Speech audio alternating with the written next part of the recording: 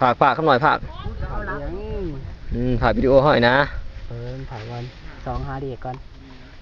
เอาไปให้เขาเบิ่งเพราะอะไรให้เขาเบิ่งหาเด็กว่านี่คือทำหน่อยเนาะข้อเด็กว่าสันมาพอสิข้อเด็กมุตะบ่ คือต้นย่อขาวหนูว่าข้อย่อขำผมว่ามันย่อขาว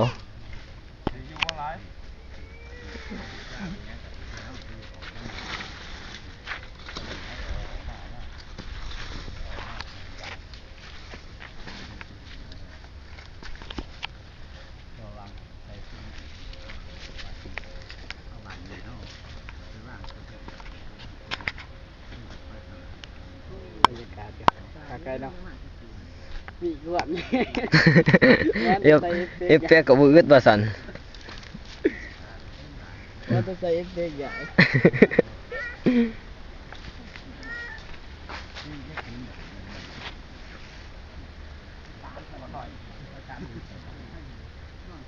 จะไปกินใช้สื่อไปเนี่ยที่ท่านยิบกินเลยไปนอนในห้อผักข้าวเดียวกินห้อผักแล้วเลยนี่แหละโอ้ใบดีเป็นไงนี่เป็นเหรียญที่เก็บมาซื้อเหรียญหัวได้เลยโอ้ยมันนานหมดแล้ว